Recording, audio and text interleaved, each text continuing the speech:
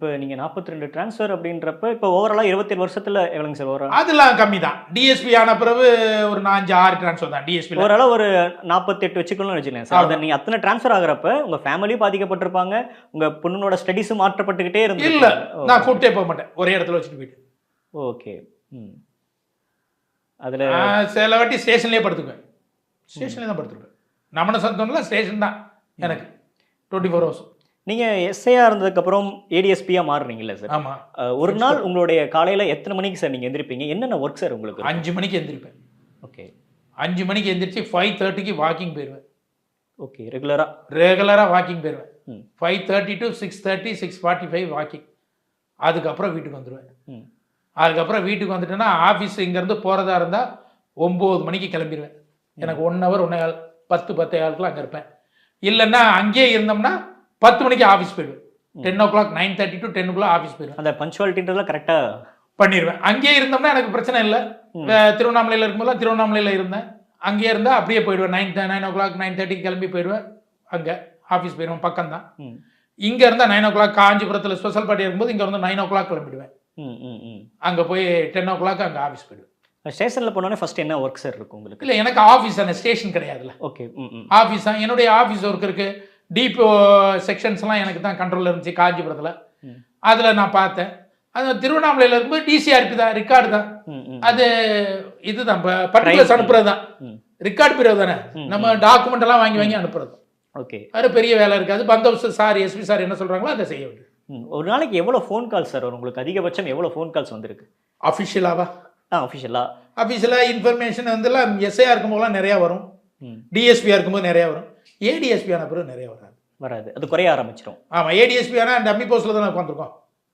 நமக்கு என்ன வேலை இல்லைல்ல, நம்ம ஒன்றும் போய் செய்ய போகிறது இல்லை. திருப்தி இல்லையா உங்களுக்கு ஏடிஎஸ்பியாக பணியாற்றியதில்? இல்லை, ஏடிஎஸ்பி ஆகி நிறைய ஸ்பெஷல் பார்ட்டியாக தான் இருந்தேன். திருப்தி அதுதான்.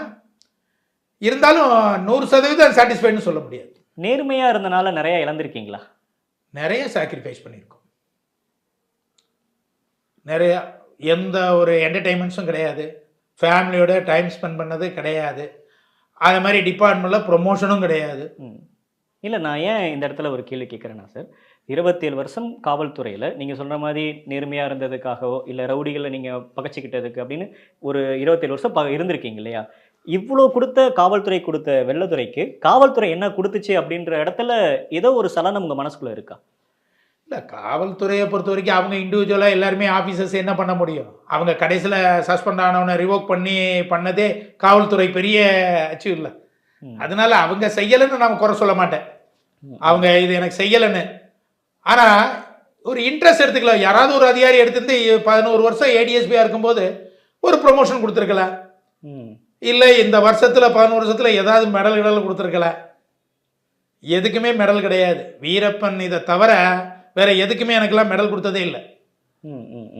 ஆனால் எனக்கு 2005 இருந்து டிஎஸ்பியாக இருக்கும்போது 1 இயரை தவிர மற்ற எல்லாமே ஏசிஆர் அவுட்ஸ்டாண்டிங். ஓகே.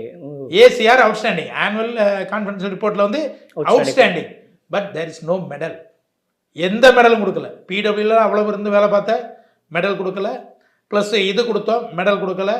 எந்த 11 வருஷம் இந்த இது கொடுக்கணும், செலெக்ஷன் கிரேடு கொடுக்கணும், அதுக்கு இன்க்ரிமெண்ட் கொடுப்பாங்க, அதுவும் கொடுக்கல. 10 வருஷத்தில் கொடுக்கணும். அதில் வேரியேஷன் கிடையாது எல்லா ரேங்குக்கும். அதுவும் கொடுக்கல. ப்ரொமோஷன் கொடுக்கல. என்ன காரணம் நினைக்கிறீங்க நீங்க ஓரம் கட்டப்பட்டதுக்கு அல்லது உங்களுக்கான அந்த காரணம்னா ரெகக்னிஷன் இல்லை. வேலை பார்க்கறதுக்கான ரெகக்னிஷன் இல்லை. உங்களுக்கு மட்டுமா இல்லை ஓவரால் காவல்துறை காவல்துறையில் அப்படிதான் இருக்கு. ரெகக்னிஷன் இல்லை. ஏன்னா ஒரு அதிகாரிக்கு பிடிச்ச ஆஃபீஸரை இன்னொரு அதிகாரிக்கு பிடிக்கிறது கிடையாது. 10 அதிகாரி இருப்பாங்க, அங்கே ஒரு அதிகாரி இருப்பாங்க. இதை மாதிரி ஒரு அந்த இதனால ஒரு ரெகக்னிஷன் கிடைக்கிறது இல்லை. நிறைய போலீஸ் ஆஃபீஸர் இருக்கு, including myself, not only myself, including நிறைய இருக்காங்க.